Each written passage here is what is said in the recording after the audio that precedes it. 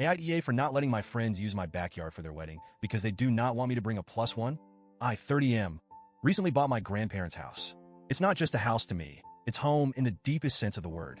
My grandparents lived there for decades, and it's where I spent my best childhood memories. It was the hangout spot for me and my friends growing up. Late nights by the lake, summer bonfires, sneaking beers when we were teenagers, sleepovers in the gazebo. It was the place where life happened. One of my closest friends, Dave, 31M, was practically raised at that house too. He and I met in elementary school, and we've been inseparable ever since.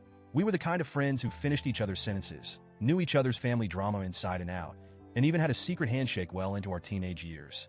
Dave has been with Kim, 29F, for almost a decade. They're that couple that always seemed meant to be, the kind where people just knew they'd get married eventually. When I told them I was buying the house, they were ecstatic. Not just because they knew how much it meant to me, but because they asked if they could have their wedding there. Now, this house is gorgeous. It has a huge backyard, a lake, and a stunning gazebo that my grandfather built himself.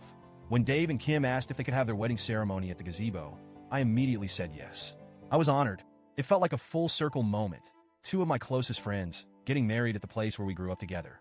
I didn't hesitate for a second. At the time, I was in a relationship with my girlfriend, Leslie, 30F. We had been together for 4 years, and things were serious. So serious that she and I were actually planning to buy the house together. We had talked about our future there, imagined raising kids in the same backyard where I grew up, and even discussed renovations. But then, during the process of securing financing for the house, I uncovered something I never saw coming. Leslie was drowning in debt. I'm not talking about a little credit card debt or a car loan. I'm talking a mountain of financial disaster that she had kept secret from me for 4 years. Credit cards maxed out, personal loans stacked on top of each other, tens of thousands of dollars gone, with no explanation for where it all went. I was completely blindsided. I felt betrayed. It wasn't even just about the debt. It was the fact that she had lied about it for our entire relationship. She let me plan a future with her under completely false pretenses.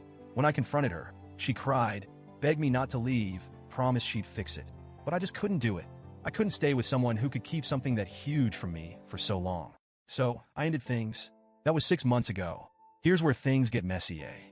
I met Leslie through Kim because they're cousins. Kim and Dave are the ones who introduced us.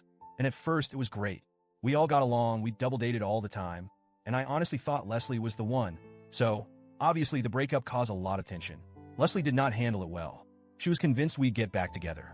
Even now, 6 months later, she still sends me long messages about how she knows we're meant to be and how our love is stronger than this obstacle.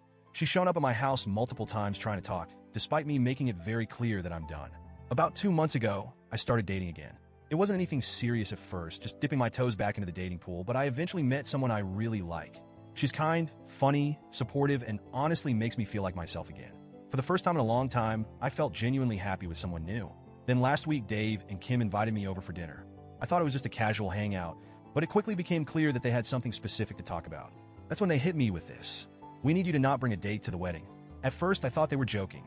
I literally laughed. But when I saw their serious faces, I realized they weren't kidding. I asked why. Kim sighed and gave me this look. You know, the one people give when they think they're being reasonable, but are actually being completely unfair? It's just, Leslie is still really struggling with the breakup. It would be really hard for her to see you with someone else, especially at the wedding. We just want to avoid any unnecessary drama. I was stunned. So let me get this straight.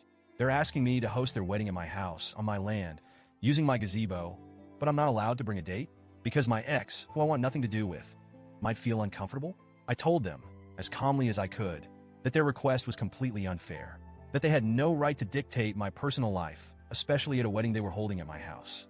Kim got defensive, saying it wasn't about me, but about keeping the peace. It's just one day. Can't you just do this one thing? For Leslie's sake? I told them absolutely not. If this was their condition, then they needed to find a new venue. Dave and Kim are furious. The wedding is in April, which means they now have less than 3 months to find a new venue. They claim I'm being petty and vindictive, and that I'm ruining their wedding over something small. Kim even accused me of doing this just to get back at Leslie, which is insane.